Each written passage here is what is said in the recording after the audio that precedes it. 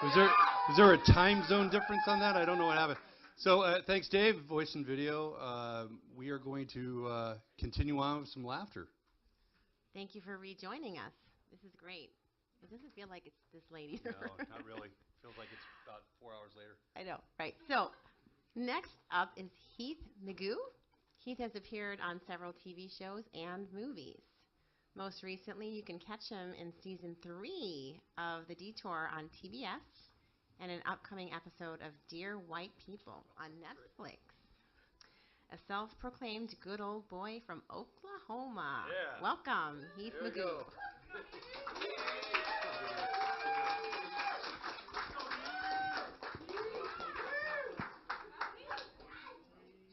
How y'all doing? Good. Before I get started, I want to say something.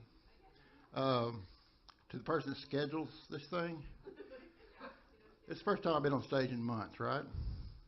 I'm following the funniest guy in San Diego.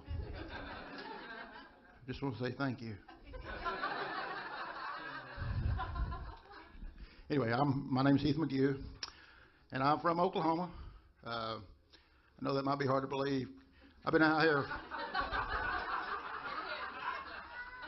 4 years, and as you can see, I've kind of developed a Southern Cali accent already.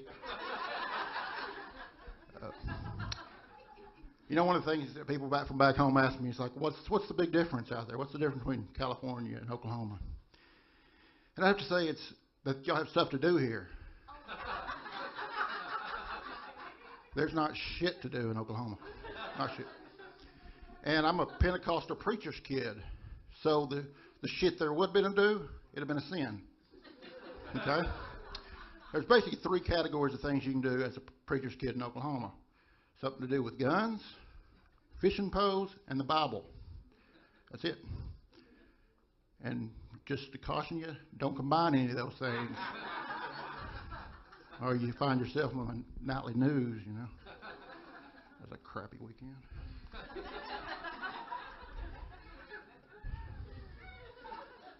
Like I said, y'all got a lot to do out here that I found out.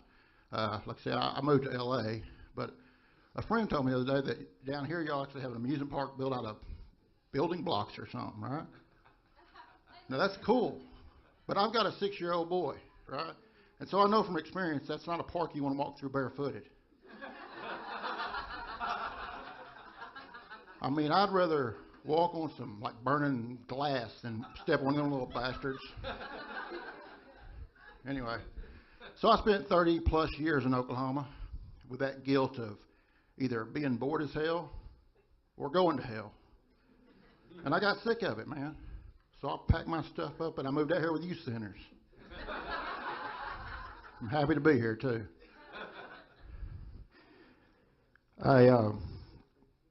I'm glad to be here. This is a great event.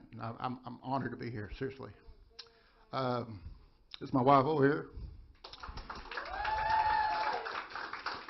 She's a survivor. She's I think about 3 years clean and sober, I guess. You say clean, it goes to sober. I don't know. Anyway, she had stage 3 female cancer. You know. The down there kind, not up there. Yeah, so anyway. So I've been through it all. I've been there right through all the body of fluids and all that stuff that goes along with it. We won't go into it, but it's, you know, it is what it is. But I'm going to talk about something taboo that most people don't like to talk about because it's just, they get awkward and it feels, you know, they don't know if they're going to say the right thing. But there are some good things about cancer. Oh, got quiet. So here's the perks, okay? I got a list of them here. It's a short list. First of all, if you go to the buffet restaurant with your wife, right? You take your bald-headed wife in there with her darkened, sunk-in eyes and her sweats and her long night shirt that's got like Winnie the Pooh on it, flip-flops. You know, your normal clothes, you know. You get to go right to the front of the line. Because nobody wants to be in the front of that girl. And guess what? I'm her husband, so I get to go with her. And like 3 out of 5 times somebody buys. It's awesome. It's awesome. It doesn't make up for it, you know, but it's awesome. Speaking of food, right? Every friend you know that can cook starts taking a number to bring you something to eat. Like dinner every night, casseroles. Let me tell you, I like casseroles. Green bean casserole, enchilada casserole, tater tot casserole. I really like tater tot casserole. Now, I'm not saying you can take chemotherapy and put tater tot casserole over here and it makes up for it. I'm just saying I really like tater tot casserole. Yeah. I do, I really do. Then there's the, they call it the cancer card. You ever heard of the cancer card? Nobody's heard of the cancer card, really? Well, you'd think it'd be like this physical card, but it's not. I was kind of surprised. But it's probably better because this thing can get you out about anything you don't want to do. Any engagement you'd prefer not to go to, you can get out of it with this thing. So your buddy Bill calls up and you go, I'm sorry, Bill. I'm not going to be able to make your one-man show. My wife's back there puking her guts out. You know, Bill, she has cancer. And Bill knows she has cancer because I've used it for a month now. Every time he calls and tries to get me on this stupid one-man show. If anybody knows, Bill knows. That's all I'm saying. You know, you can be late to anything. You know, you can be late to class, to work, to rent, doctor's appointment. It don't matter. And you only have to show the card one time. From then on, they don't even ask to see the card because they don't want to talk about it. People don't like talking about it. You know, the only thing about the cancer card is the expiration date is kind of blurry. Because for the last, I'd say 2 years, the only one that uses it is my wife. And she only uses it on me.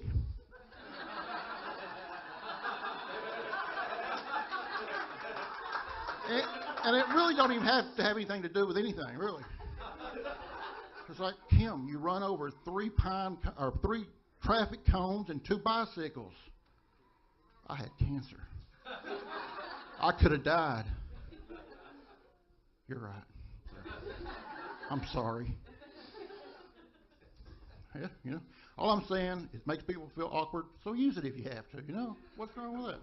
Take advantage. Does that make me a bad person? Yes. Yes, it does. It makes me an awful person. But let me tell you this. I've paid my dues, too, okay? I've been cried on, puked on, peed on. I've sat through stories that normally I would have found a way out of. I've watched friend marathons. I know everything there is to know about Joey. So I'm just saying, you know, I've paid my dues. There's one that I think, though, makes up for most of it. This one activity that I had to go through sometimes. And I don't know how to say this. If there's anybody here under 21, earmuffs. Does that still work, earmuffs? So let's just say I like to play with my wife's butt. Let's put it nicely like that, okay? Most guys do if they admit it, right? But when your wife's going through cancer, and she's been sick out both ends, and there's a suppository that needs to be placed somewhere, let me just say, that's not sexual. There's nothing sexual about that.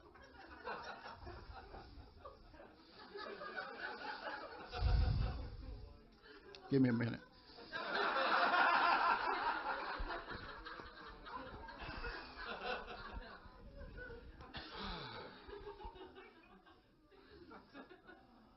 I need another minute.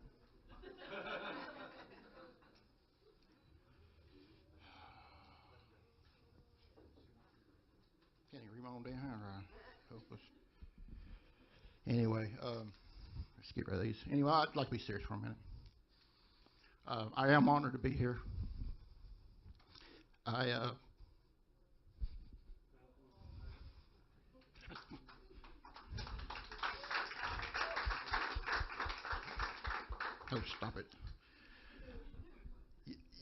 you go through that, months. You see your wife go through hell and back. And as a man, the thing you can't do is go beat somebody up, Some of those things. That's what you're supposed to do. You're supposed to take care of. But you can't do that. And so you feel hopeless. But what you learn, what I learned, is I married one of the strongest people I've known.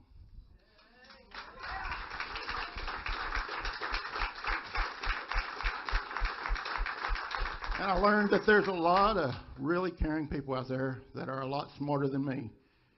And you got to learn to rely on them because they care. And they do their job. And it's hard to sit back and let that happen, but there's a lot of goodness out there in the world. And you got to keep that in your mind when you go through that. And she's been through it.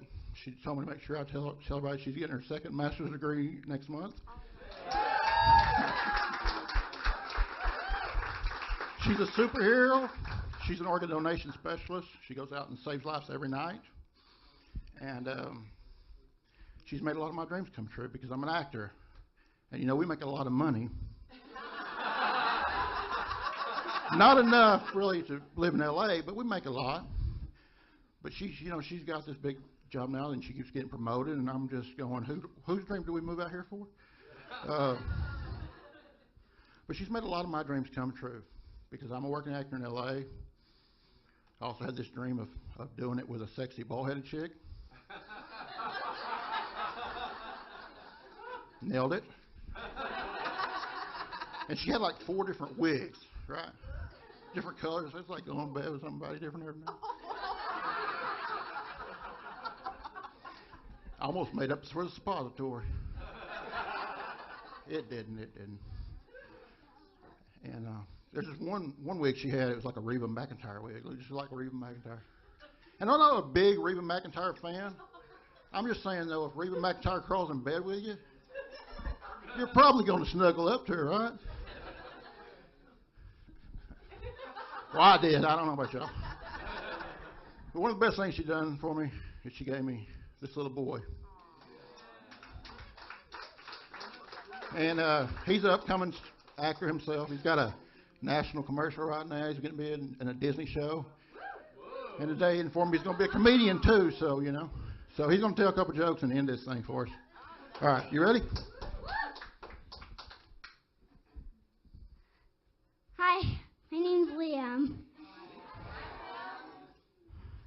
So, what I'm going to be doing is telling 3 jokes.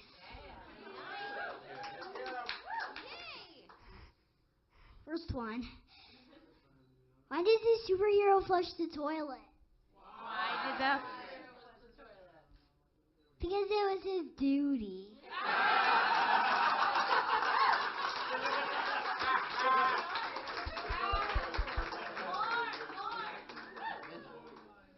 Next one.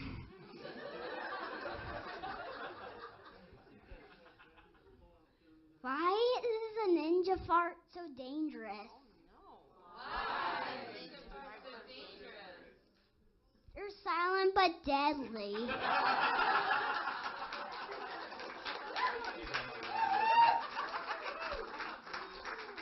Next one.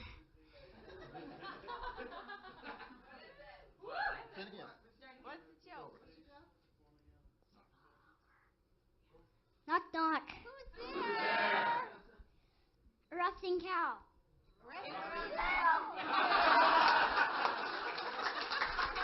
Thank you, guys.